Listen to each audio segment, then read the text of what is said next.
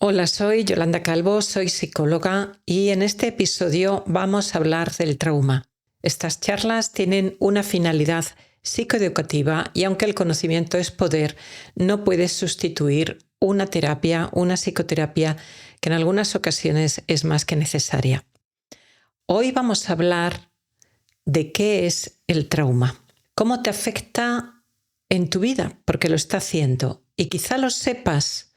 Quizás seas consciente, aunque no hasta qué punto, no todas las implicaciones que tiene, y quizá no te has dado cuenta que muchos de los síntomas que tienes podrían derivarse de un trauma.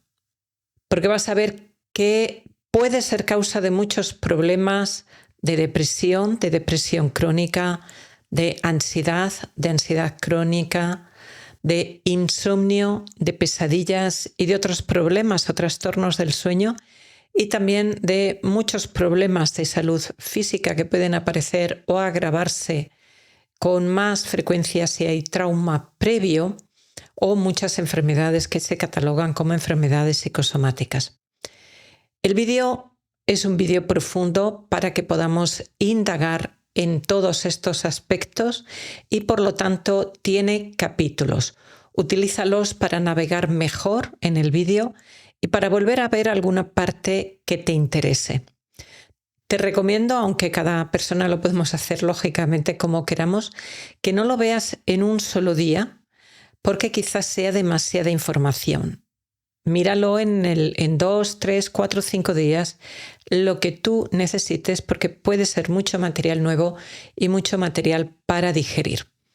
Antes de ver estrategias que te pueden ayudar, vamos a comprender qué es el trauma y qué hace en tu cuerpo, en tu mente, en tu energía, en tus emociones, en tus pensamientos y en tu alma. En la parte incluso trascendente y en tu sentido de identidad y el significado que para ti tiene la vida. Sin esta comprensión más global es más difícil que puedas ayudarte. La psicoeducación es una de las herramientas fundamentales en la sanación. No me canso de repetir que el conocimiento es poder, así que no te saltes estas explicaciones primeras. Raramente ningún psicólogo ni ningún psiquiatra te va a poder explicar esto en su consulta, en terapia, simplemente no porque sean malas personas, ni mucho menos, sino porque no hay tiempo en una hora de terapia semanal de explicar toda esta información. Te van a dar una parte de la información, una parte de esta educación, pero no toda. Por otra parte, yo he combinado el conocimiento occidental, pero también la sabiduría oriental para tener una visión más global, más completa, más holística del trauma y de cómo nos afecta el trauma en caso de que lo tengamos. Y muchos terapeutas no tienen esa visión tan global. Cada uno te puede dar una visión diferente. Así que verás que para trabajar diferentes áreas que se pueden ver afectadas en el trauma, vas a necesitar utilizar diferentes estrategias, además de la psicoterapia. En este sentido, tú tienes que educarte, tienes que psicoeducarte y aprender por ti para que junto con la psicoterapia, si la puedes realizar, puedas superar el trauma o los traumas que tengas y vivir una vida completa, serena, feliz. Vamos a ver entonces primero qué es el trauma.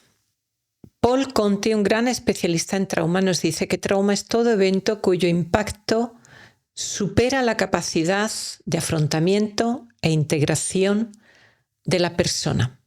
Daniel Siegel, otro gran especialista en trauma, nos dice que cuando los impactos negativos de una experiencia que amenaza la vida o que son mentalmente incapacitantes son duraderos, cuando las heridas psicológicas de esa experiencia persisten y no sanan adecuadamente, lo llamamos trauma sin resolver. Aparte de estas definiciones, Vamos a ver cuáles son los elementos, los ejes importantes en el trauma. Las emociones vividas han sido muy intensas, no se digieren, pasa el tiempo y no terminan de resolverse. La situación ha sido vivida con una gran indefensión, con inseguridad y además con la imposibilidad de reaccionar físicamente, es decir, con la imposibilidad de luchar contra esa situación o de escapar, huir de esa situación. En psicología y en psiquiatría se habla también del trastorno de estrés postraumático, TEPT por sus siglas en español, en inglés para aquellos que me escucháis desde Estados Unidos, PTSD, pero una persona puede tener trauma y no tener trastorno de estrés postraumático. Para diagnosticar el trastorno de estrés postraumático, la persona tiene que cumplir una serie de síntomas en diferentes áreas. Eso es algo que realizan los especialistas de la psicología o de la psiquiatría. Si tienes dudas, te recomiendo que vayas a una de estas personas para obtener un buen diagnóstico. Sin embargo, muchas personas no llegan a sufrir un trastorno de estrés postraumático, pero sufren en su vida las consecuencias de un trauma sin resolver o de un trauma continuado que ha habido durante una larga etapa de su vida y esas emociones siguen sin resolver. Y en muchas ocasiones estas personas son diagnosticadas de otros trastornos, de otros problemas, como puedan ser, por ejemplo, distimia. Así que en el caso de que hablemos de trastorno, porque el trauma es la respuesta normal a ciertas situaciones extremas, pero cuando hablamos de trastorno conviene que te vea un buen especialista y que tengas un buen diagnóstico diferencial. Independientemente de eso, hoy vas a aprender varios elementos que te pueden hacer confirmar o sospechar si esto es algo de lo que te pasa. No voy a hablar del trastorno de estrés postraumático ni de cómo se diagnostica, porque esta charla psicoeducativa no tiene esa finalidad, pero sí vamos a hablar del trauma. Es verdad que la vivencia, además de trauma, es también subjetiva. Es decir, para una persona una experiencia puede ser traumática y para otra no. Pero siempre se considera que es un hecho que causa un daño físico o psicológico o moral, que provoca emociones negativas que son muy intensas, como puedan ser la tristeza, el miedo, el pánico, la humillación, la vergüenza, pero también a veces la rabia, el rencor, el resentimiento. La persona se siente amenazada o siente un temor enorme, aunque no haya amenaza externa, es decir, la amenaza puede no ser real, puede estar dentro de la cabeza de la persona, puede ser una amenaza interna, pero esa amenaza interna o externa existe para la persona.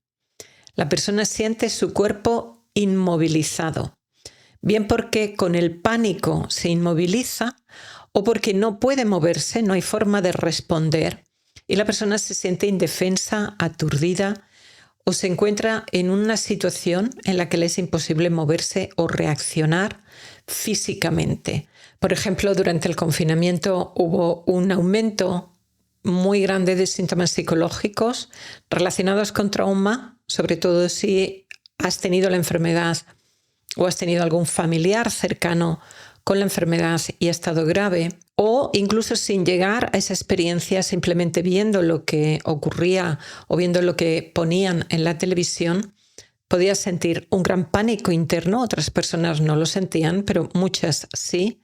Y ante ese pánico no podías luchar porque no te podías pegar contra eso y tampoco podías salir. Correr huyendo no resolvía nada.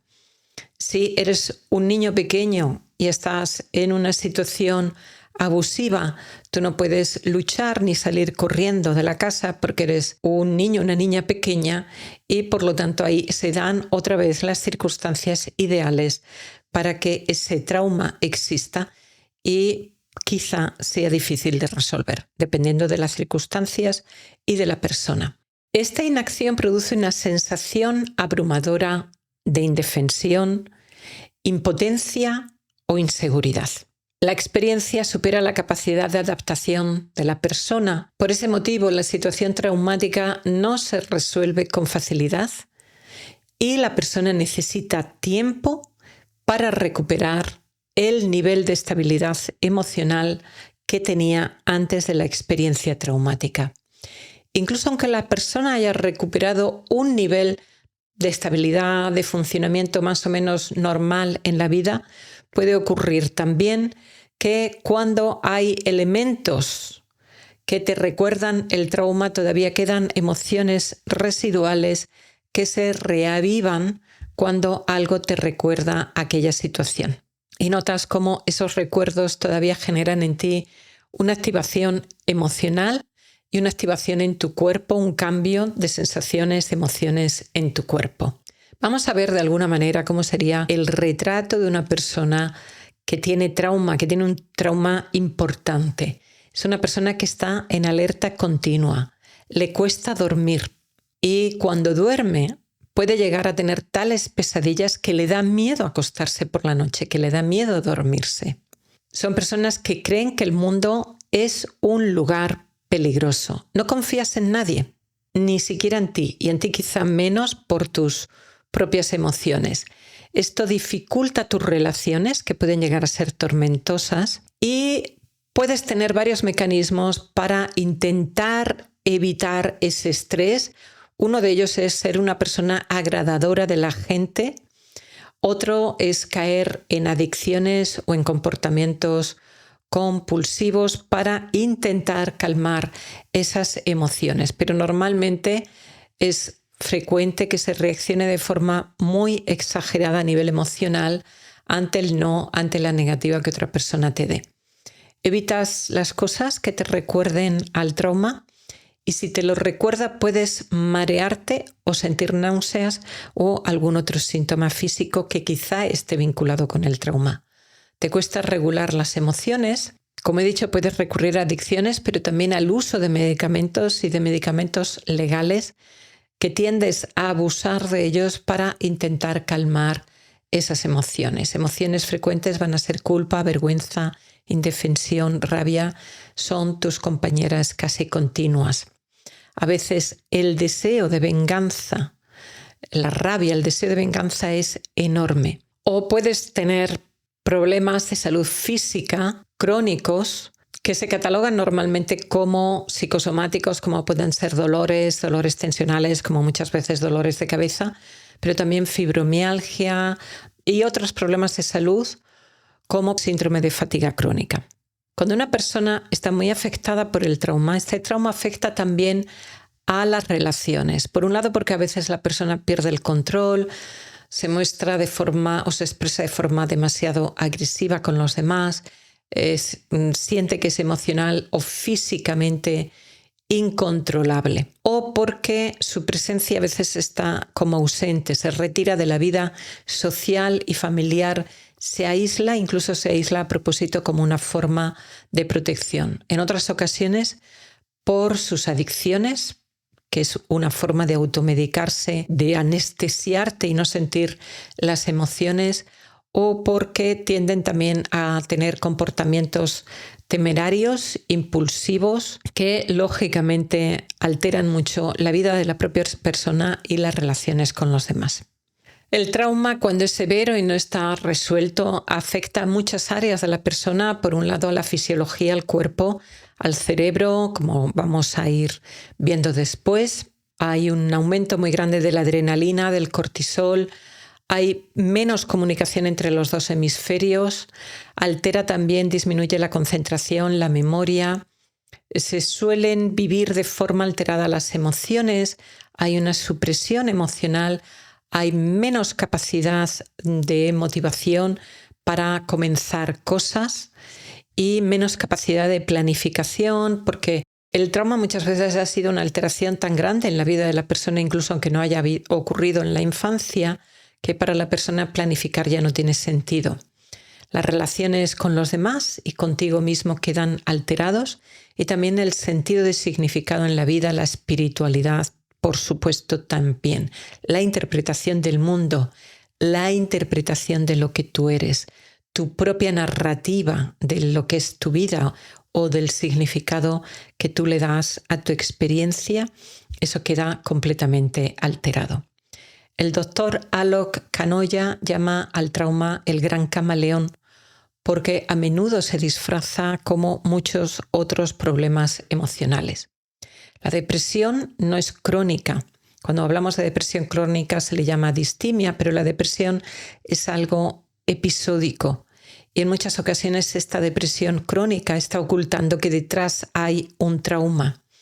Hay un metaanálisis. Un metaanálisis es cuando los científicos recogen los estudios científicos que se han hecho sobre un tema a lo largo de años y ven qué es lo que se puede extraer de todo eso, qué datos generales válidos se pueden extraer. Y en un metaanálisis reciente, aunque se nos ha dicho que la depresión tiene como causa una disminución de los niveles de serotonina, en este metaanálisis se desvincula la depresión de la falta de serotonina en el cerebro y lo vincula con un trauma previo en la vida. Esto puede ser que sea en algunos casos, no en todos, pero tenlo en cuenta si es lo que a ti te pasa. También en ocasiones el trauma se refleja como una impulsividad o falta de dirección, de objetivo en la vida. La persona actúa según lo que el momento le dicte y no tiene un plan, no tiene un objetivo. Le falta motivación y tiene una parálisis de iniciación. Sabe que tiene que empezar cosas, pero no tiene la energía suficiente como para hacerlo ni sabe cómo empezar. De alguna manera viven de forma reactiva. Si pasa algo reaccionan, pero no pueden empezar cosas por sí mismos. No piensan en el futuro, les cuesta pensar en el futuro y eso les lleva también a repetir los mismos errores una y mil veces. Les cuesta mucho tomar riesgos y un patrón frecuente que también se encuentra es que son personas felpudos, son personas que satisfacen siempre a los demás, que satisfacen siempre a la gente porque es algo que han aprendido a hacer quizá en su infancia con su abusador o en algún otro momento de su vida. Y esto les lleva a ser víctimas de más abusadores en el futuro.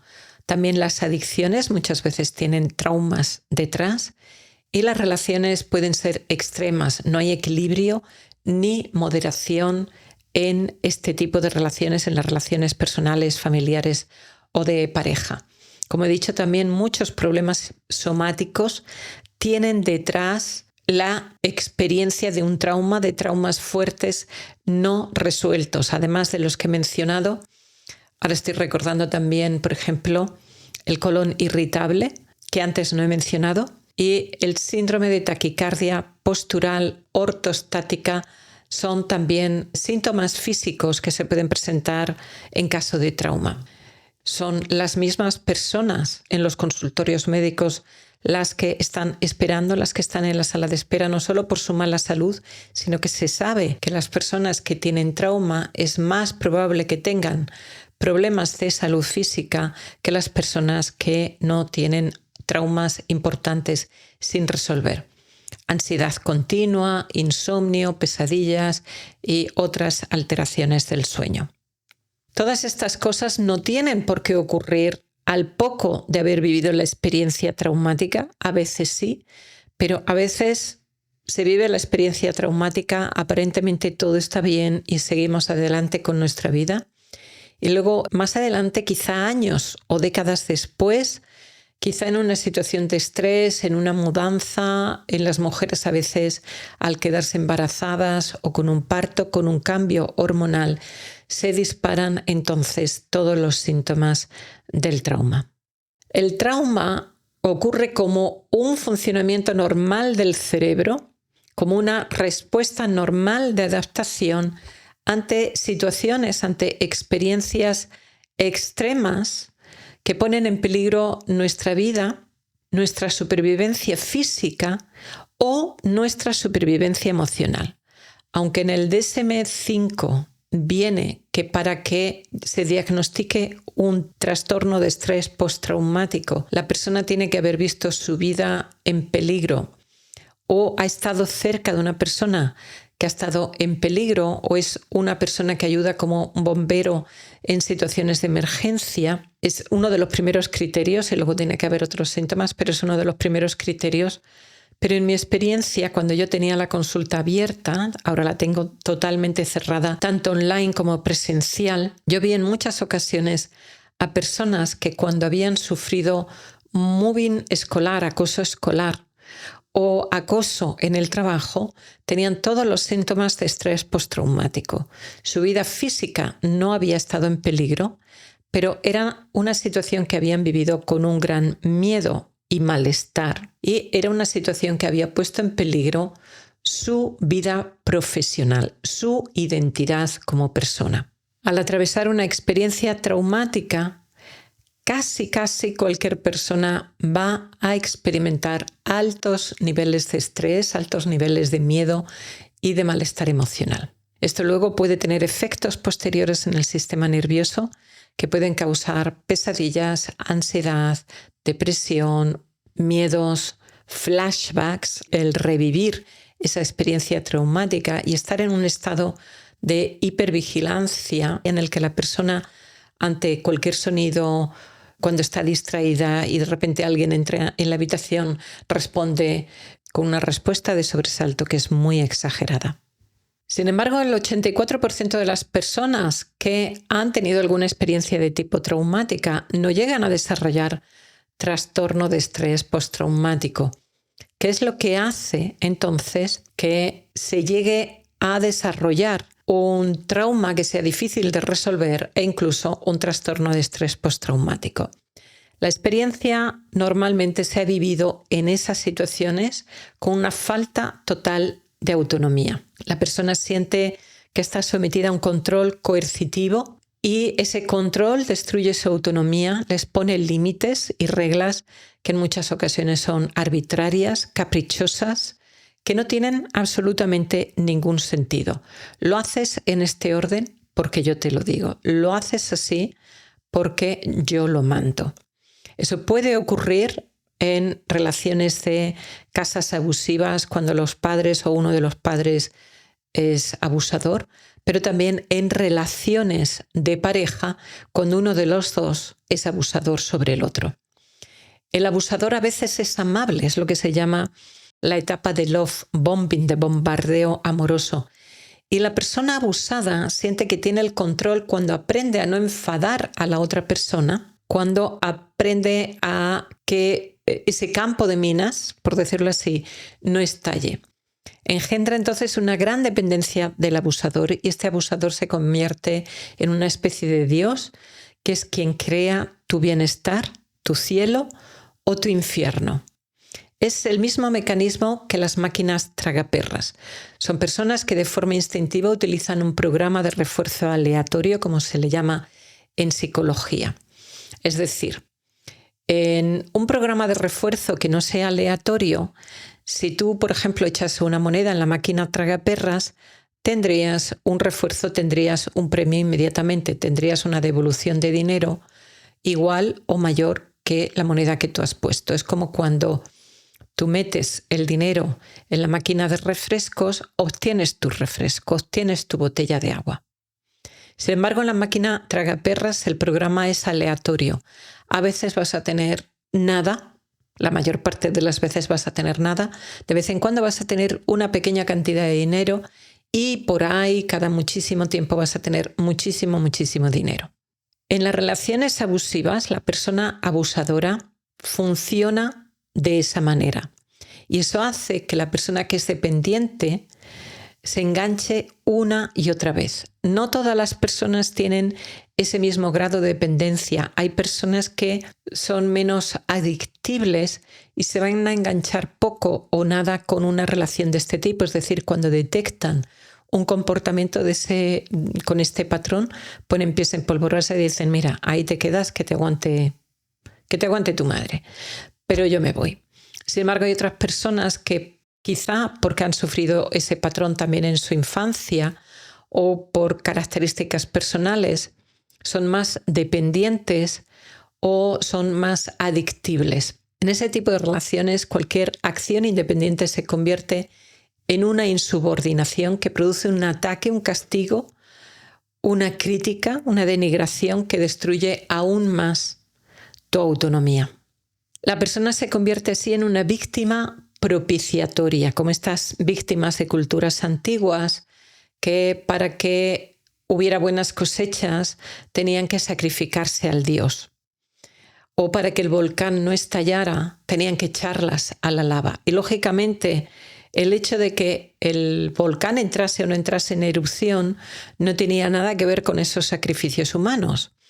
De la misma manera, lo que tú hagas, aunque aprendes a diferenciar los estados emocionales de la persona que te agrede, sea pareja, sea compañero en clase, compañero en el trabajo, sea tu padre o tu madre, aunque aprendes a identificar los mínimos gestos, las mínimas señales de que la agresión se viene hacia ti, por más que tú hagas, no puedes cambiar a esa persona que ha aprendido a funcionar con esos patrones en su vida. No puedes cambiarla y va a seguir siendo una persona abusiva. Es muy difícil que lleguen a cambiar, pero tú aprendes a estar siempre en alerta.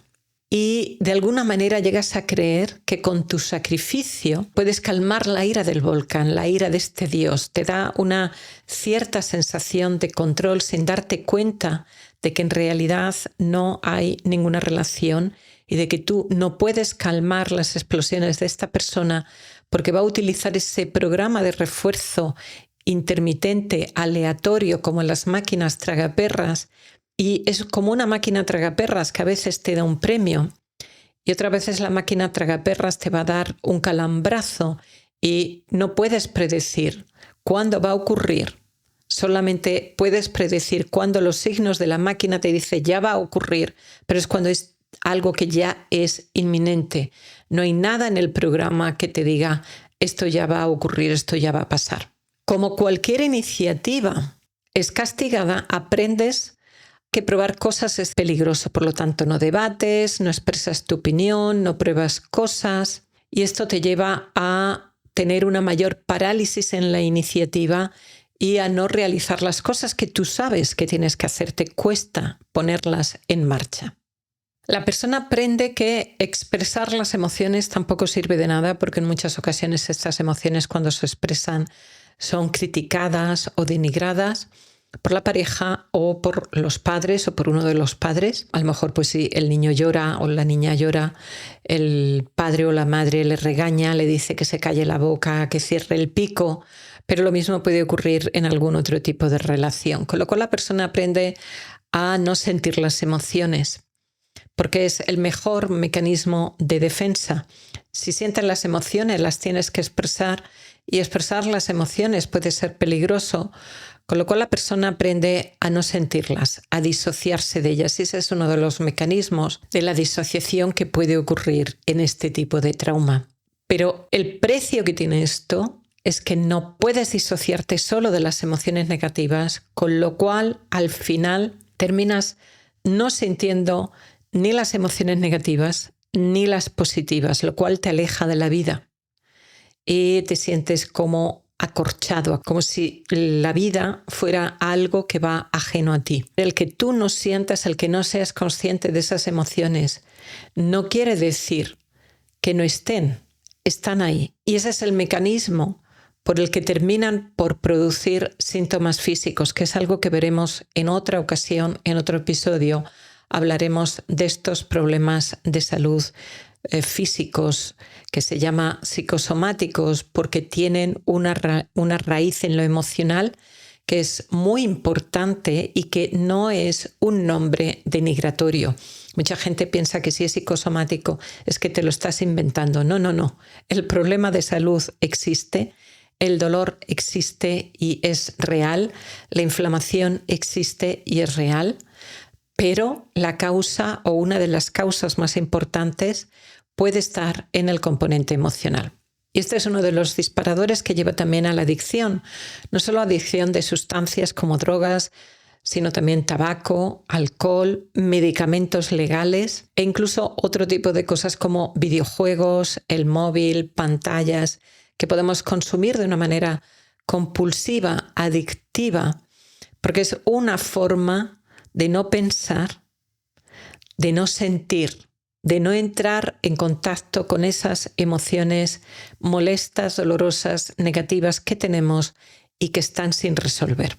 Si el trauma ha ocurrido en la infancia o ha ocurrido de una forma muy continuada, muy repetida, como por ejemplo en prisioneros de guerra o personas que han estado en un campo de concentración, entonces se puede dar lo que se llama trastorno de estrés postraumático complejo. Cuando se habla de traumas de la infancia, a veces se hace referencia a las experiencias adversas en la infancia y hay una catalogación de ellas, se les conoce en inglés como ACEs, ACE, que son las siglas en inglés, abuso físico, sexual o emocional, que puede darse en la casa, en la escuela o en algún otro sitio. Dejación o desatención física o emocional, ser testigo de violencia en la casa, vivir en una pobreza extrema, que un miembro de la casa tenga problemas de salud emocional o algún tipo de adicción, que un miembro de la familia esté en prisión, que vivamos en un entorno muy disregulado, en un barrio con muchísima violencia, que no haya un domicilio estable, que la relación con un cuidador o cuidadora principal de repente se rompa por separación, por muerte o por enfermedad. Vamos a ver qué es lo que ocurre en nuestro cuerpo que ayuda a producir todos estos síntomas tan terribles. Vamos a ver primero lo que podríamos llamar la rama automática del sistema nervioso. Se llama el sistema nervioso autónomo, pero autónomo se refiere a como automático, que tú voluntariamente con tu conciencia no lo puedes controlar.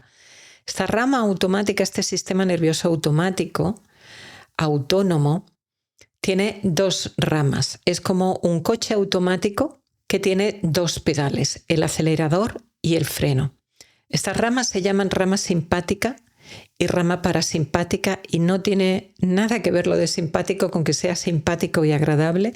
Y cuando hay un estrés agudo, se activa la rama simpática. Esta rama también tiene que estar activa más o menos en diferentes momentos del día, también para lo que es el funcionamiento de la vida. Por ejemplo, si queremos hacer algún deporte, se tiene que activar la rama simpática. Para levantarnos por la mañana, se tiene que activar más esta rama simpática. Sin embargo, para dormir tiene que disminuir su activación. La rama simpática aumenta la tasa cardíaca, es decir, el número de latidos por minuto. Aumenta también la presión arterial y la tasa respiratoria, el número de respiraciones por minuto.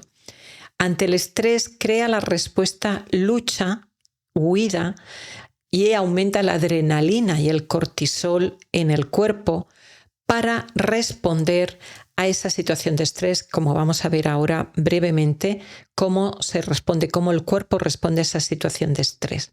Esta respuesta lucha-huida ha evolucionado a lo largo de millones de años de evolución en los animales y en el ser humano para favorecer nuestra supervivencia.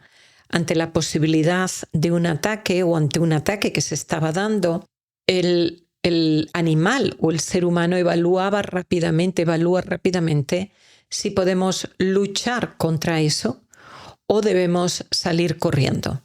Por ejemplo, si a lo mejor nos ataca un animal pequeño, podemos luchar contra el animal.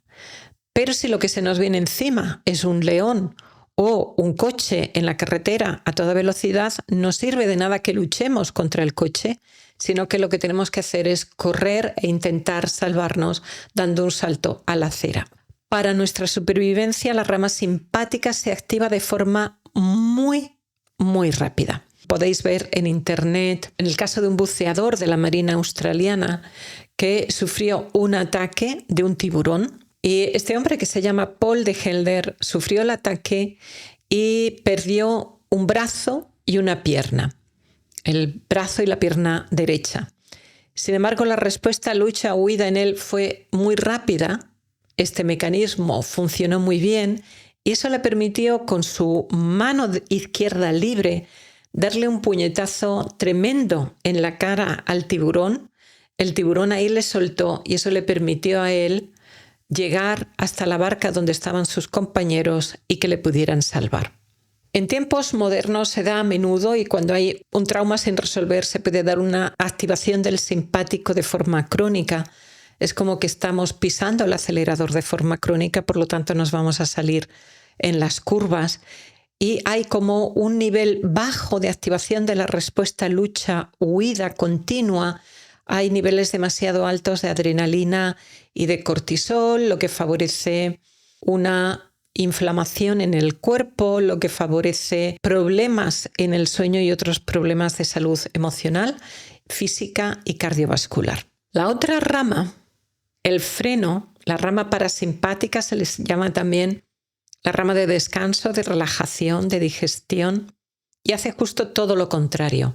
Desciende la tasa cardíaca, es decir, el número de latidos del corazón por minuto. Respiramos más despacio, es decir, disminuye la tasa respiratoria. Nos relajamos, se reduce la inflamación, el sistema digestivo recupera su funcionamiento normal. Esta rama se le llama de la digestión porque tiene que activarse para poder hacer la digestión, para poder dormir e incluso también para poder tener sexo. Se activa no de repente, sino de forma progresiva y a veces la tenemos que activar de forma consciente, creando las condiciones adecuadas para ello. Cuando se activa la rama simpática, la primera respuesta es de lucha-huida. Es una reacción fisiológica ante ese ataque o amenaza, como os he explicado antes, y la energía sube muchísimo. Al subir la adrenalina, la energía sube una barbaridad. Y eso hace que nuestros músculos tengan la fuerza necesaria en nuestro corazón y nuestro cerebro también para poder responder a esa situación peleando con todas nuestras fuerzas o huyendo con toda nuestra alma. Se reacciona entonces con una descarga enorme y la descarga de energía es también brutal y así el cuerpo dispone de la fuerza y de la velocidad que necesita para la supervivencia. Sin embargo, cuando el cuerpo percibe, y esto es algo que ocurre de forma automática, no lo puedes provocar tú, cuando el cuerpo percibe que la situación no se puede resolver ni luchando ni huyendo, puede reaccionar por medio de el congelamiento, de la parálisis. La persona se queda congelada. En los animales se ve que se hacen los muertos, pero no se están haciendo a propósito los muertos, sino que es una respuesta automática de todo su cuerpo. E incluso si les haces algo, no se mueven porque no sienten el dolor. Es como desmayarse. Lo curioso es que algunas teorías sugieren que quizá algunos tipos de depresión pueden ser realmente una manifestación de este tipo de respuesta de parálisis. Y hay otra respuesta más de la que se viene hablando desde hace no tanto tiempo, que es adular, agradar, y la persona responde tratando de apaciguar la cólera del atacador, siendo agradables o de ayuda para el atacante. Lógicamente, esta activación de la rama simpática, con toda esta tensión y descarga de energía tan grande y cambios en nuestro cuerpo físico, va a tener consecuencias en nuestra salud. Si es mantenida durante mucho tiempo, va a tender a producir ciertos problemas de salud, como puedan ser hipertensión, puede afectar la capacidad del corazón para adaptarse a una nueva situación, aumentando el riesgo de enfermedades o de problemas cardiovasculares, aumenta la resistencia a la insulina, aumenta el riesgo, por lo tanto, de síndrome de metabólico y de obesidad, aumenta la infertilidad en las mujeres. Por eso hay muchas mujeres que cuando descansan o se van de vacaciones es cuando se quedan embarazadas. Los niveles de cortisol no pueden regularse y de forma crónica están en los análisis o demasiado altos o demasiado bajos, quizá cuando el sistema ya se ha agotado. Vamos a ver con una metáfora muy curiosa cómo el trauma afecta al cerebro y para ello vamos a utilizar una metáfora que ha ideado la doctora Heather Sequeira y ella le llama 3 mujeres en una oficina. es el ejemplo de ella, lo he respetado tal cual con los nombres que ella le ha dado. Entonces ella habla de la señora córtex, que es la jefa y directora de este cerebro. Es muy inteligente, toma decisiones, mantiene el control del tiempo, es experta en pensamiento abstracto y es una brillante resolvedora de problemas. Ella representa esta parte de nuestro cerebro que es la corteza prefrontal.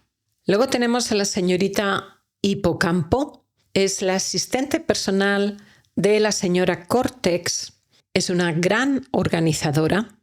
Lleva los archivos, los sistemas informáticos, es muy hábil en el almacenaje de datos. Le enseña a la señora córtex la información nueva y la archiva cuando su jefa la ha comprendido. El hipocampo es una estructura muy importante en la memoria, en lo que se llama también la memoria a corto plazo.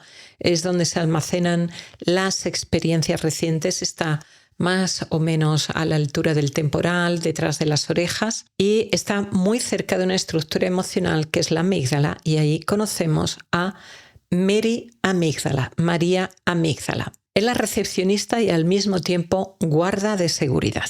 Chequea las visitas, los circuitos internos y controla el sistema de alarmas del cerebro. ¿Hace bien su trabajo? Pero no es demasiado lista y tiende a pensar en extremos. O todo es blanco o todo es negro. O todo es bueno o todo es malo. Un buen día entra en la oficina un hombre con un sombrero. Ese hombre lleva una pistola, va armado y amenaza a Mary Amígdala. Entonces ella inmediatamente presiona el botón de alarma que cierran las puertas que llevan a las oficinas de la señora córtex y de la señorita hipocampo. Por lo tanto, ellas ya no tienen acceso a qué es lo que está ocurriendo en la entrada y dejan que sean las fuerzas de seguridad, es decir, la respuesta lucha-huida, las que procedan en esta situación. La situación se logra resolver y todo queda almacenado en el área de recepción de Mary Amígdala. Todo se ha normalizado, pasa el tiempo y entra un señor con sombrero, pero en esta ocasión no es un hombre armado, es un hombre bueno, es un hombre normal. Pero hemos dicho que Mary Amígdala vigila, es protectora, pero no es demasiado lista y piensa todo en blanco y negro. Cuando ve a un hombre con sombrero otra vez, identifica esto como un peligro, es decir, no el arma, sino el sombrero. Así que otra vez dispara la alarma por si acaso, corta las comunicaciones con las oficinas de la señora córtex y de la señorita hipocampo. Esto es lo que ocurre en el cerebro. La amígdala es una estructura que está cerca del hipocampo. En esta zona, si lo miramos desde el centro, estaría a la altura del nacimiento de las cejas, pero muy profunda en el cerebro. Se llama amígdala, no son estas amígdalas de aquí de la garganta, que tienen una función inmunológica, sino las amígdalas, la amígdala cerebral, que es una estructura emocional que se activa ante peligro, ante miedo, también con rabia, con emociones. Se le llama amígdala también porque amígdala quiere decir almendra en griego y tienen más o menos esa forma.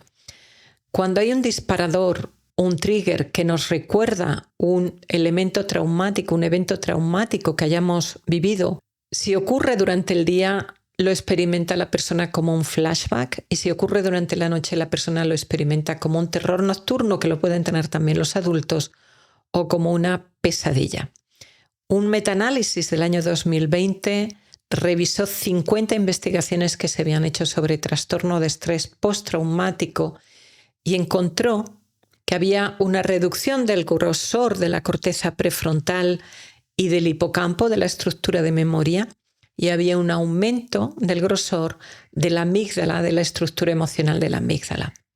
Entonces, la persona está más predispuesta, su cerebro está más predispuesto a reaccionar emocionalmente y le cuesta más poner lógica, poner relajación sobre esos elementos. Cuando hay una situación estresante, intensa o una situación traumática, hay una primera respuesta muy rápida que activa esta respuesta lucha-huida de la rama simpática del sistema nervioso. Se libera, como he dicho antes, adrenalina, en inglés se le llama también epinefrina, y aumenta esta frecuencia cardíaca, esta presión arterial, expande los bronquios, los pulmones para que llegue más oxígeno a nuestros músculos y a nuestro cerebro, aumenta la cantidad de la glucosa en la sangre para que haya más energía para nuestros músculos, se dilatan las pupilas para que podamos ver mejor y para que podamos percibir mejor qué es lo que es una amenaza.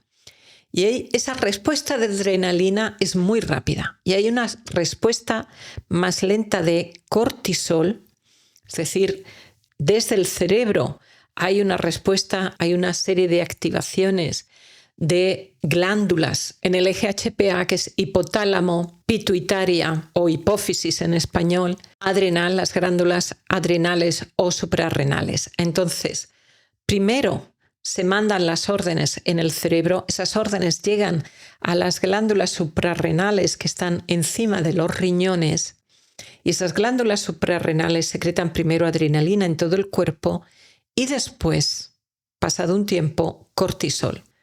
El cortisol ayuda a mantener estos niveles de energía, aumenta todavía más la glucosa en sangre, aumenta también la grasa en sangre, suprime el sistema inmune para limitar la inflamación y también ayuda a regular otras funciones corporales que no son cruciales en ese momento.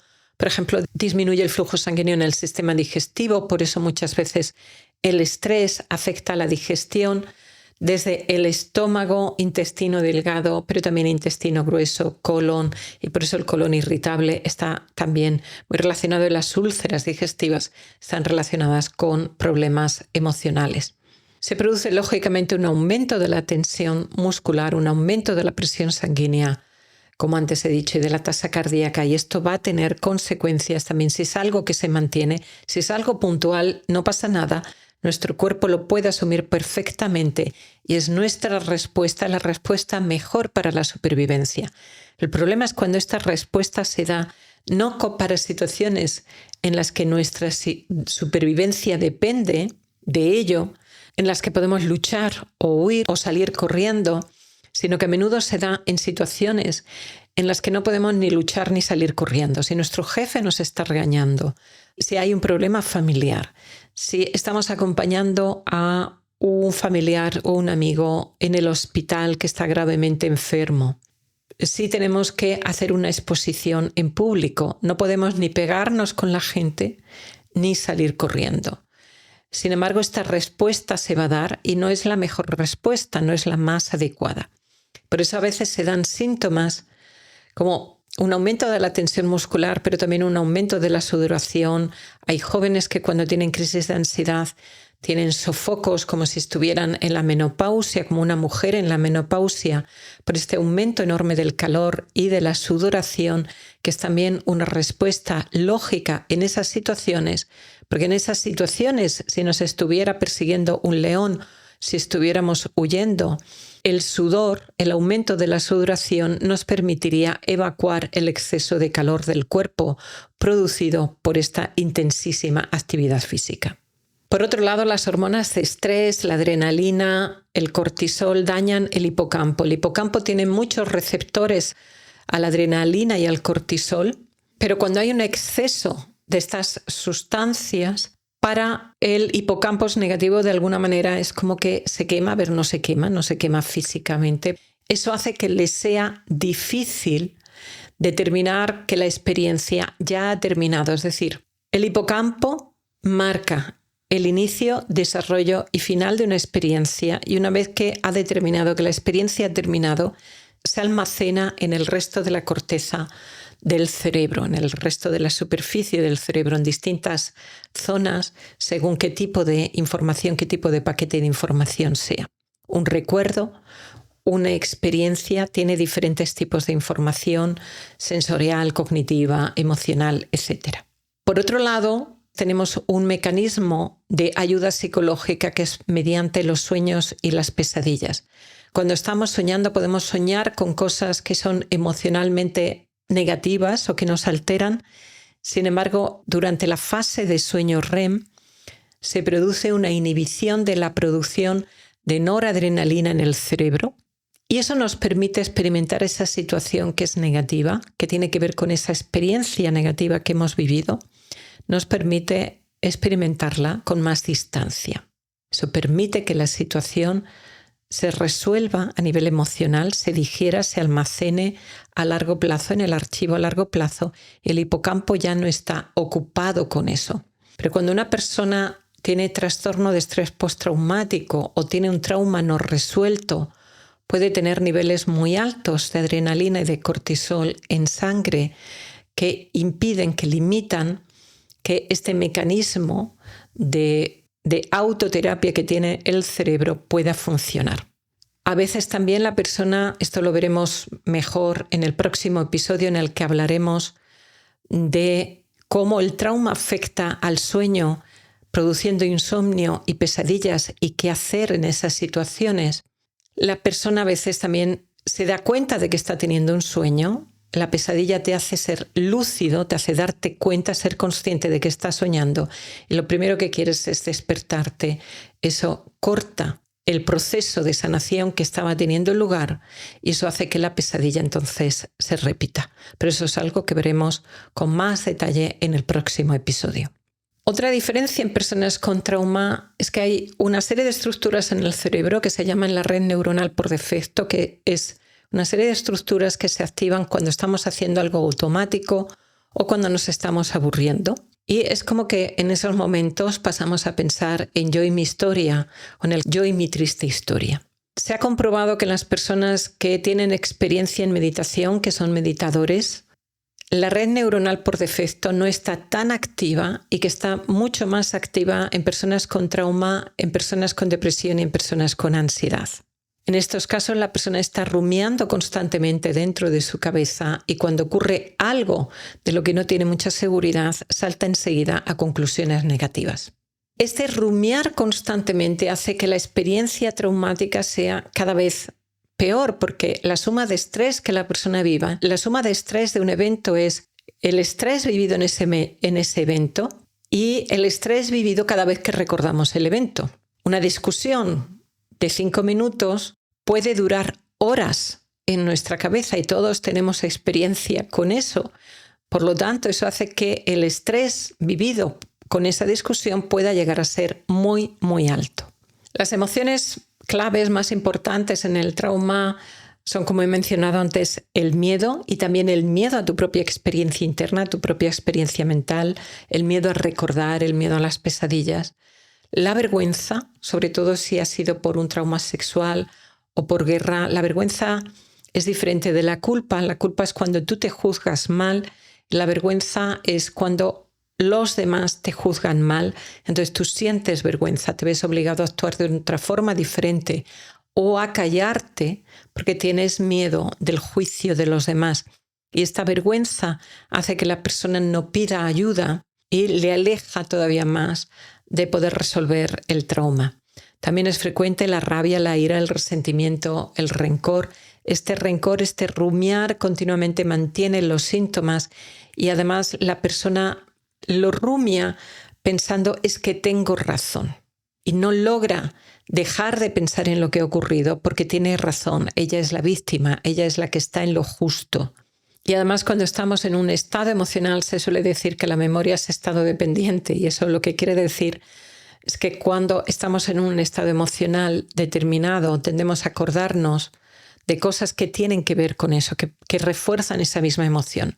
Con lo cual cuando uno está enfadado, a la persona le vienen más recuerdos que potencian el enfado. Si la persona siente vergüenza, le vienen más recuerdos que potencian la vergüenza. Si la persona siente tristeza, le vienen más recuerdos que potencian la tristeza. Si la persona se siente inútil, le vienen más recuerdos en los que confirma su creencia de que es inútil.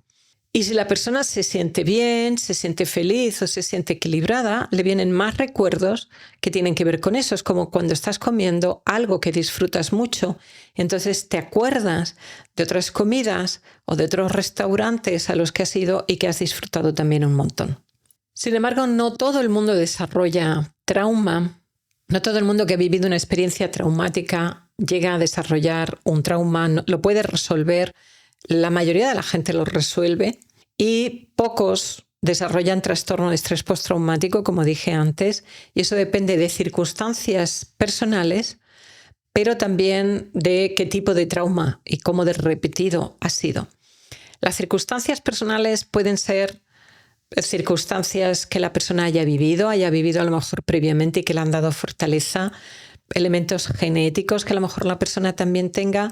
Los orientales nos dirían karma, aprendizaje previo de ese ser, y también una filosofía de vida que la persona pueda tener. En el episodio del estoicismo hablé del comandante Stockdale y cómo a él el aprendizaje que había hecho sobre la filosofía estoica le ayudó muchísimo a sobrevivir en la situación de estar durante 7 años preso en un campo de prisioneros de guerra. También se puede dar lo que se llama crecimiento postraumático, en el que la persona se siente, una vez que ha superado el trauma, se siente mucho mejor, más fuerte, siente una gran transformación interior a veces que antes de la situación traumática.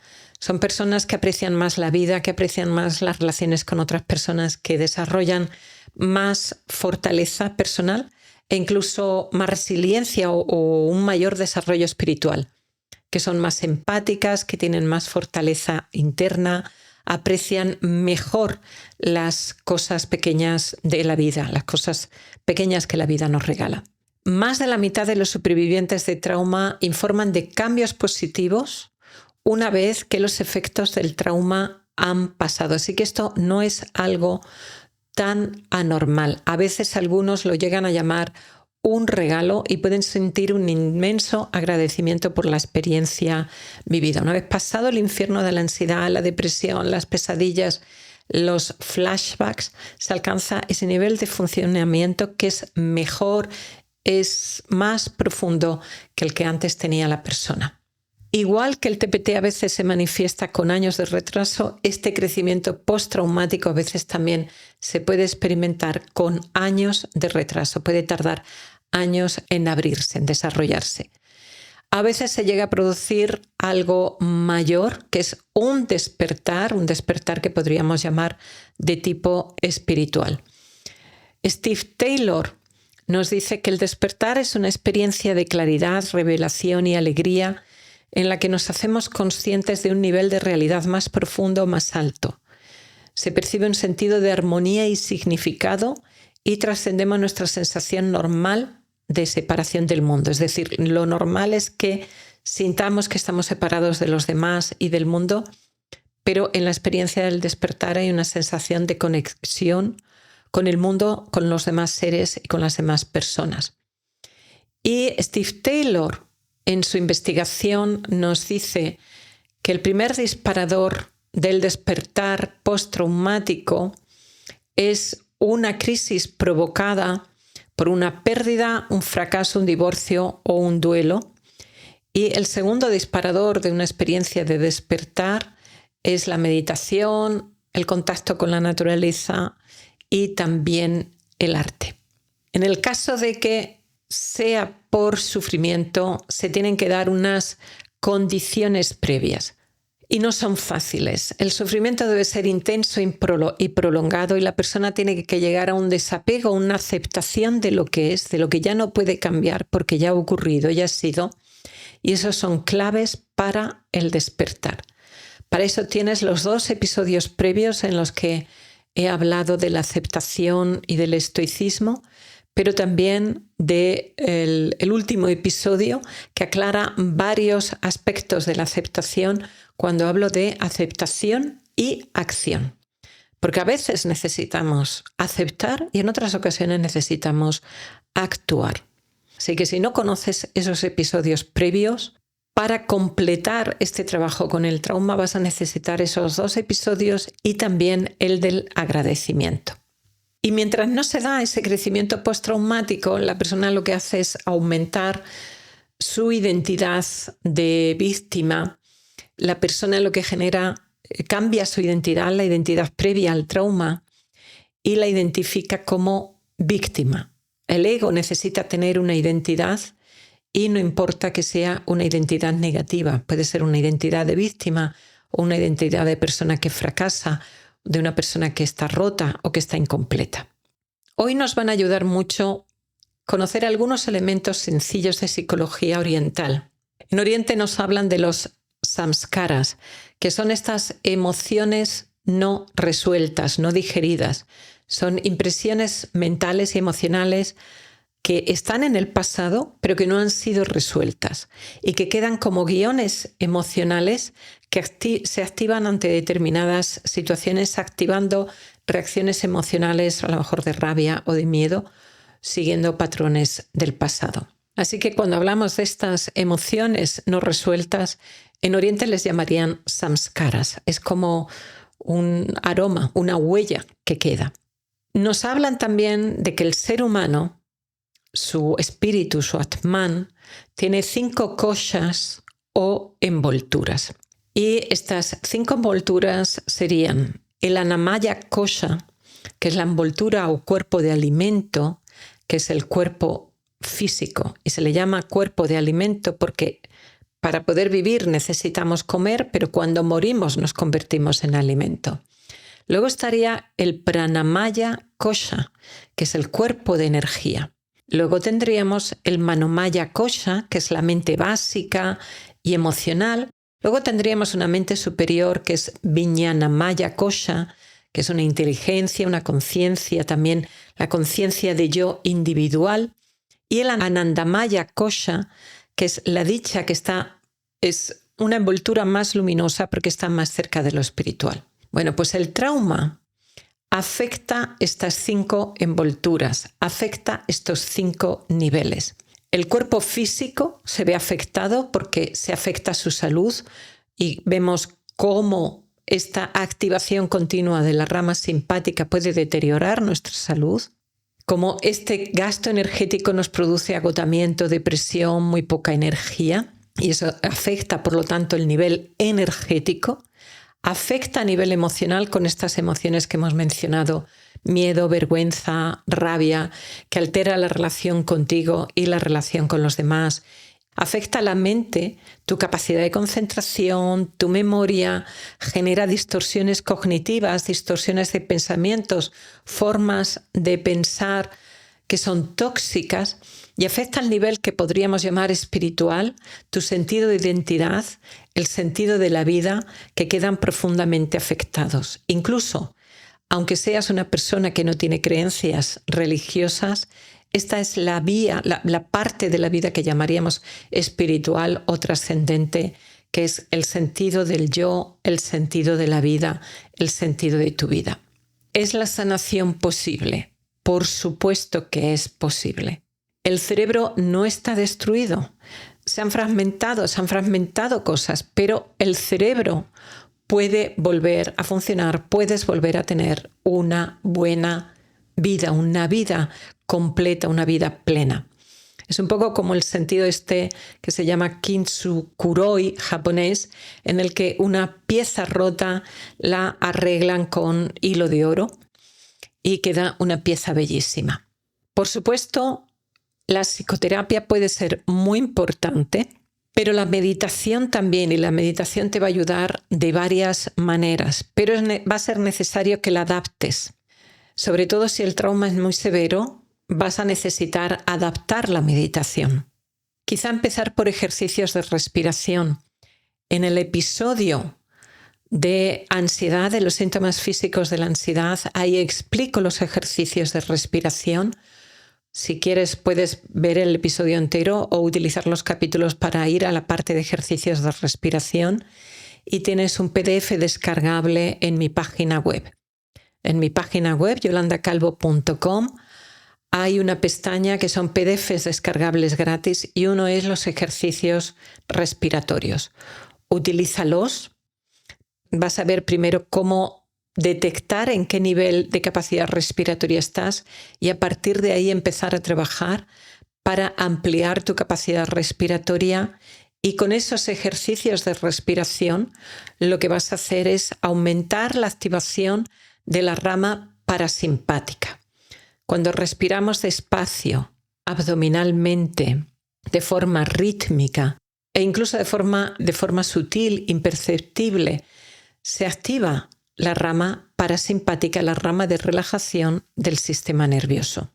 Incluso hay un ejercicio con el que yo empiezo muchas de mis meditaciones, que es un ejercicio muy sencillo que se llama suspiro fisiológico, que produce una activación rápida de la rama parasimpática, que consiste en tomar aire abdominalmente por la nariz, inhalas otra vez más y ahora sueltas el aire en un suspiro.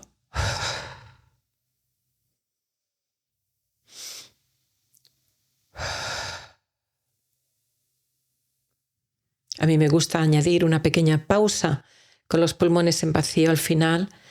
Y si haces este u otros ejercicios respiratorios varias veces al día durante 5 minutos, varias veces al día, vas a notar que tu sistema nervioso se va a ir calmando.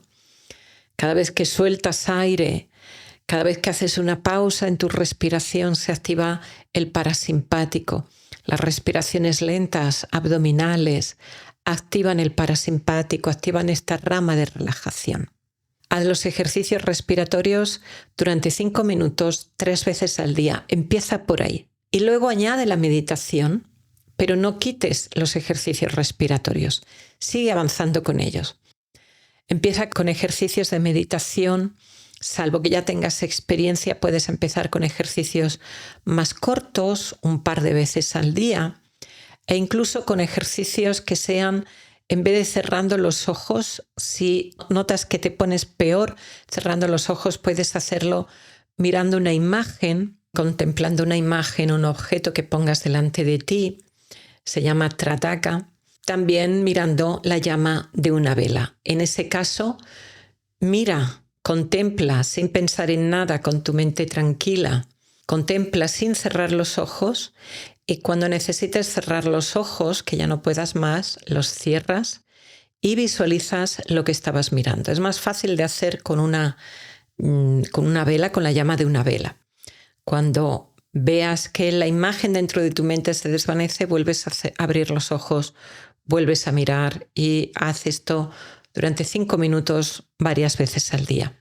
Puedes hacer también mindfulness en el cuerpo o en la respiración, y a algunas personas les viene bien utilizar un gato, un perro, si lo tienen en casa, si tienen alguna mascota en casa, y acariciarlo durante la meditación, porque eso les da una sensación de seguridad, de confort.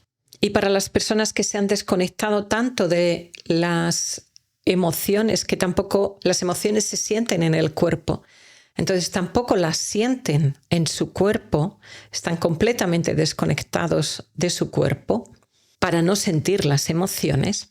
Entonces les puede ayudar para sentir su cuerpo cuando hacéis yoga nidra o cuando hacéis una meditación en el cuerpo, para sentir esa parte que no estáis notando, moverla o tensarla levemente y entonces relajar.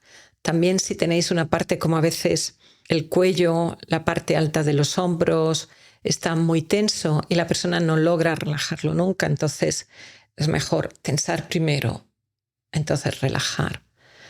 Y esto nos va ayudando, esto si lo vamos repitiendo nos ayuda a notar la diferencia entre tensión y relajación, y aprendemos así a relajar el cuerpo. Ya luego no necesitamos tensar, relajar, sino que lo podemos hacer de forma directa, directamente relajar. Podemos utilizar también lo que yo llamo la vacuna del trastorno de estrés postraumático, que es cuando ocurre algo que nos altera emocionalmente o alguna situación traumática, pero también una fuente de estrés, una discusión o algo desagradable. Podemos utilizar una estrategia que es en las 6 primeras horas, inmediatamente que haya ocurrido eso, no intentar relajarte, no intentar dormir, sino primero calmar la mente, serenar la mente y hacerlo durante 20 minutos en las primeras 6 horas. Esto se ha comprobado que es muy eficaz y que disminuye los síntomas luego de estrés postraumático. Disminuye los flashbacks, los recuerdos intrusivos y todos estos síntomas tan molestos. Entonces puedes hacerlo, los experimentos los hicieron inicialmente jugando al Tetris, pero lo puedes hacer de otras maneras porque la idea es que el hemisferio derecho del cerebro está proyectando la película de lo que ha pasado constantemente en el cerebro.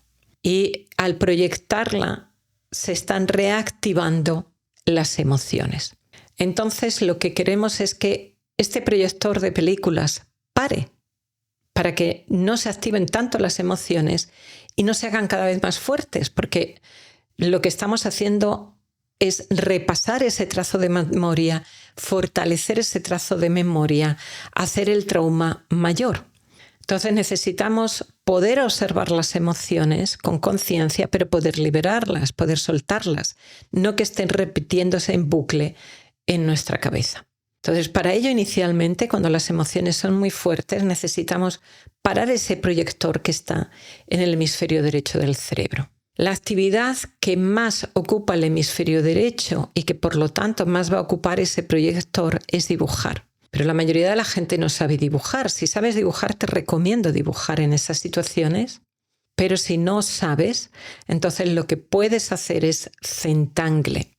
Si lo buscas en internet, lo vas a encontrar y el centangle te puede ayudar a calmar la mente en esos momentos. Hazlo durante 20 minutos en las 6 primeras horas.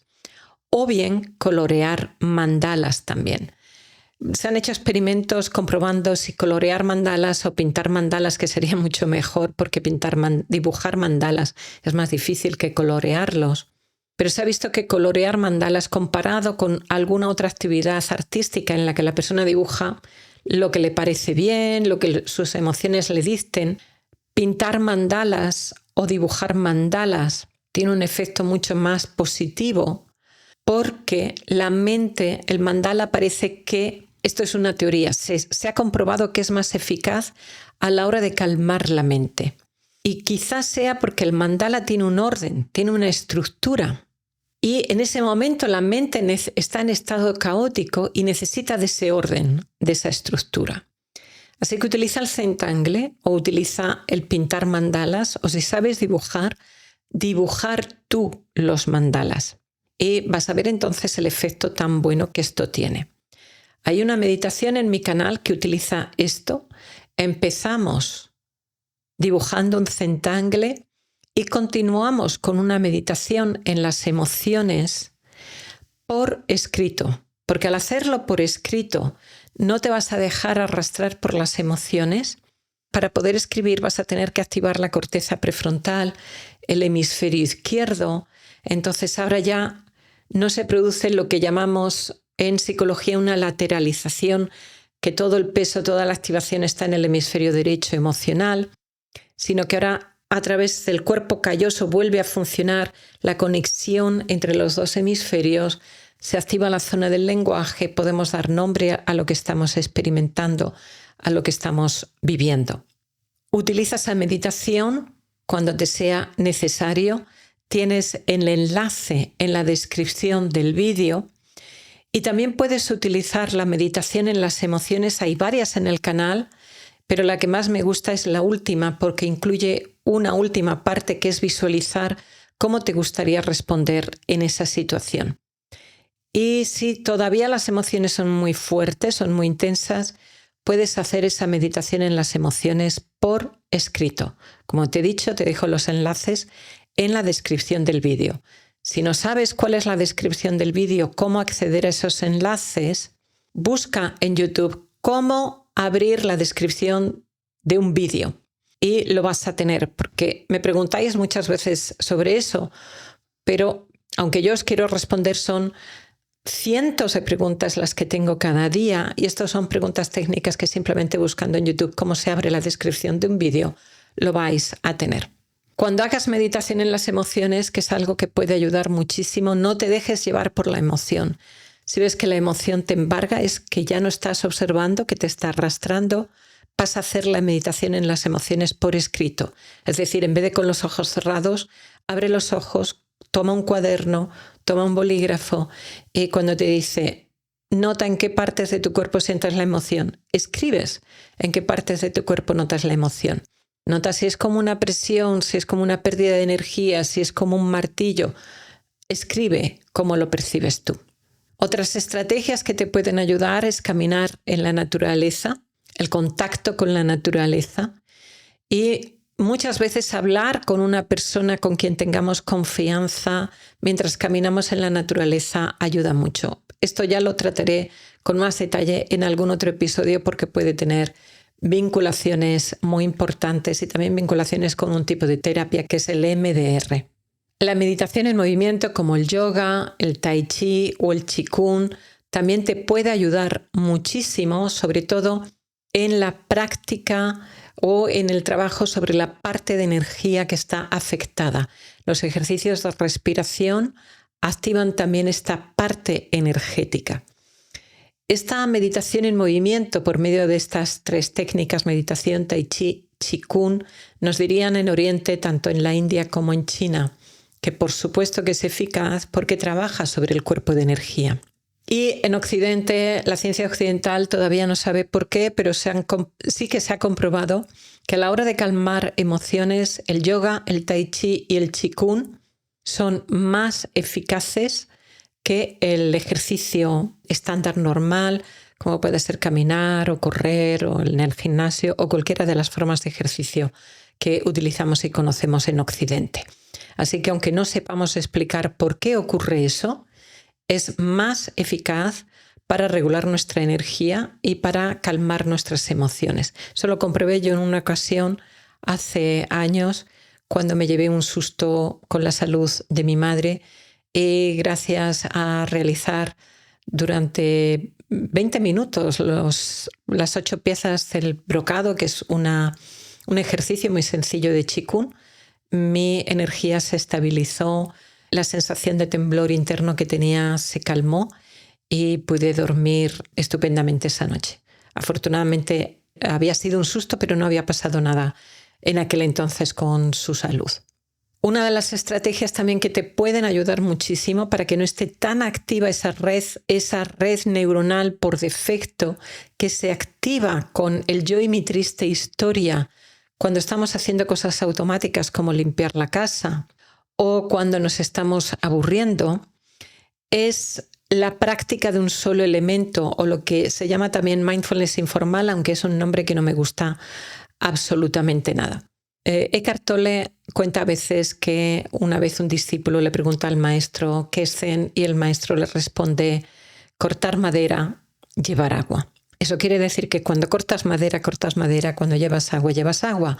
Hoy en día no tenemos que cortar madera ni llevar agua, pero tenemos que conducir, llevar a los niños al cole, hacer la compra, limpiar la casa, hacer la comida, recoger los cacharros, hacer la cama, ducharnos, lavarnos los dientes, lavarnos las manos, todas esas tareas de cuidado de otros, de la casa o de nosotros mismos, pero que están automatizadas y que a veces nos aburren.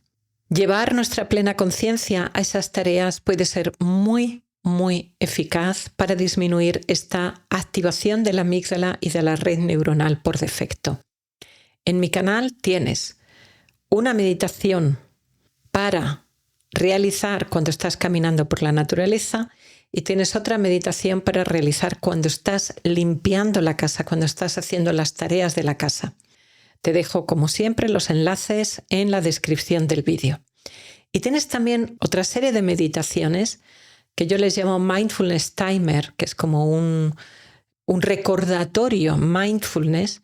Son vídeos que duran 3 horas. Entre medias hay música y cada hora hay una mini meditación de 1 minuto, 1 minuto y medio. Entonces, mientras haces otras tareas o mientras estudias o mientras haces un trabajo de tipo intelectual, lo puedes tener de fondo y cada hora haz una pequeña pausa para hacer una mini meditación. Y si eso lo haces todos los días durante un tiempo, durante meses o un año, vas a notar una diferencia enorme. De hecho, Eckhart Tolle nos dice que simplemente si eres consciente de tu respiración varias veces al día, es algo fácil, es algo gratis y en un año vas a notar una enorme diferencia. Y efectivamente así es, porque lo que vas a hacer es parar esta activación del discurso egótico del yo y mi triste historia, pararlo y entrar en la conciencia.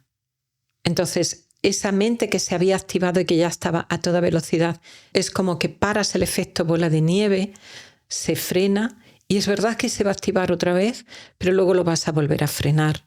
Una de las estrategias más eficaces que solo voy a mencionar porque tienes que ir a ese vídeo es la práctica de gratitud eficaz, que se ha comprobado que disminuye la ansiedad, disminuye la depresión, disminuye los síntomas de trastorno de estrés postraumático y nos protege contra los efectos de un posible trauma en el futuro, en el caso de que lo tengamos. Y también disminuye las citoquinas inflamatorias y mejora el sueño. Nos sirve cualquier práctica de gratitud. Hay 3 prácticas de gratitud eficaces. Lo tenéis en ese episodio. Os dejo otra vez el enlace en la descripción de este vídeo para que lo podáis hacer y vais a ver que según los estudios, en solo 2 semanas con 15 minutos de práctica semanal ya se nota una diferencia. La aceptación, el estoicismo y la combinación de aceptación y acción, como he dicho antes, es también clave para este crecimiento postraumático, porque no se puede dar si no hay una aceptación de lo que ya ha ocurrido. Una cosa es actuar para cambiar situaciones que podemos cambiar y otra cosa es que lo que ya ha ocurrido ya está y eso no podemos hacer nada, ya no lo podemos cambiar. Por lo tanto, ahí tenemos que entrar en la aceptación y en la aceptación radical, en la aceptación sin condiciones. Y cuando hacemos eso es cuando se puede dar ese crecimiento postraumático e incluso ese despertar interior grande, espiritual, postraumático. Espiritual o trascendente, como tú lo quieras llamar. Todas estas prácticas ayudan a nuestro cerebro a integrar el trauma. Cualquier forma de meditación o entrenamiento de la conciencia aumenta el grosor de la corteza prefrontal. Por eso también es importante no dormirse durante la meditación. Y ahí yo diferenciaría entre meditaciones que son para no dormir y meditaciones que son transiciones al sueño para dormir. Las meditaciones que verás en mi canal hay de las dos, pero vas a ver que las meditaciones que son para dormir las puedes utilizar también de día, simplemente no durmiéndote. Cuando eso se hace es cuando aumenta el grosor de la corteza prefrontal y cuando la meditación tiene el máximo beneficio. Para personas con trauma, la meditación sentada quizá no siempre va a ser lo mejor. A lo mejor te viene mejor, como he dicho antes, empezar por los ejercicios de respiración o empezar por la meditación en movimiento y luego ir pasando a otros tipos de meditación sentado, con los ojos cerrados, etc. Entonces, la meditación va a mejorar la corteza prefrontal, va a engrosar la corteza prefrontal. El hipocampo hemos dicho que tiene muchos receptores del cortisol y que si está demasiado altos no es bueno para él, no le gusta, no le permite determinar esto es una experiencia que ya ha terminado. La relajación profunda que se consigue con el mindfulness, con la meditación, sea mindfulness o de otro tipo, porque el mindfulness es un tipo de meditación, pueden reducir hasta un 50% los niveles de cortisol, aumentando entonces la densidad de neuronas y de conexiones neuronales en el hipocampo. Por lo tanto, el hipocampo también mejora. La amígdala estaba demasiado activa en el trauma. La amígdala responde mejor a los ejercicios de respiración y también responde muy bien al yoga nidra y en realidad a cualquier forma de meditación. 30 minutos al día de meditación disminuyen su densidad, su hiperreactividad en solo 4 semanas. Y fíjate, si combinas diferentes cosas, puedes ir sanando las 5 envolturas que se ven dañadas con el trauma.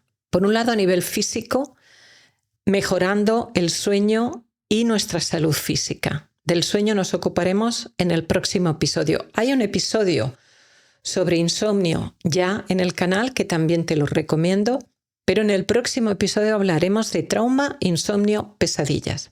En otra ocasión hablaremos de alimentación, porque se está comprobando que en muchas ocasiones la depresión o la ansiedad puede tener un origen metabólico, un origen en las mitocondrias, un origen en un mal uso, un mal funcionamiento de la energía por parte del cerebro. En este sentido, buenos hábitos de vida, buena dieta, ejercicio, sueño son fundamentales. La energía, los ejercicios de respiración que vienen de la tradición pranayama de la India, los ejercicios de Qigong, Tai Chi o yoga te pueden ayudar muchísimo para recuperar la energía, para restaurar esta capa energética. Y algunas personas con depresión profunda mencionan que los ejercicios de respiración de Wim Hof, del hombre de hielo, les ayudan muchísimo a salir de ese hoyo en el que sienten hundirse cuando tienen la depresión. Sin embargo, quizá para personas con ansiedad, con tendencia a crisis de ansiedad, no sean los más adecuados. En la capa emocional, el trabajo de la meditación en las emociones, haciéndolo por escrito si son muy intensas. El yoga nidra también te puede ayudar, la psicoterapia y el trabajo de integración de las pesadillas. Hay un directo que hice de cómo utilizar los sueños para mejorar emocionalmente y es algo de lo que hablaré en el próximo episodio. Y la parte de la mente la puedes trabajar por medio del estoicismo, con el episodio en el que hablo del estoicismo, y también la terapia cognitivo-conductual y la terapia de aceptación y compromiso, y las terapias de hablar en general, y las terapias que utilizan la narración y la curación por medio de la narración te van a ayudar con esa parte cognitiva. Los ejercicios de gratitud te van a ayudar con la parte trascendente, con la parte de trascendencia del sentido de la vida, de trascendencia espiritual, ayudándote por medio de la gratitud eficaz, de los 3 ejercicios de gratitud eficaz y por medio de la aceptación y de la aceptación radical a conseguir ese crecimiento postraumático, que salgas del trauma y que vayas hacia algo mucho mejor, no a como estabas antes, sino mucho mejor que antes. Como te he dicho varias veces, el próximo episodio abordará cómo el trauma afecta al sueño, con insomnio, pesadillas, terrores nocturnos y otras parasomnias como parálisis del sueño y demás que se pueden producir con más frecuencia en las personas con trauma. Suscríbete si no lo has hecho ya, comparte este episodio si lo consideras útil con otras personas a las que tú creas que le puede ayudar. Te dejo el enlace a un PDF que te puedes descargar gratuitamente con todos los enlaces que necesitas para hacer este trabajo. Este trabajo te puede ayudar a complementar tu psicoterapia si la estás teniendo. Te animo a tener psicoterapia si tú ves que tienes trauma que no está resuelto y si puedes acceder a ella, no todo el mundo puede. Si puedes acceder a ella, te lo recomiendo. Os recuerdo que yo tengo la consulta cerrada, tanto presencial como online, y te dejo aquí otro vídeo con la estrategia de agradecimiento que he mencionado y que es tan importante para superar el trauma. Y te dejo aquí otro vídeo para que puedas practicar la gratitud eficaz y la aceptación. Hasta el próximo episodio. Gracias.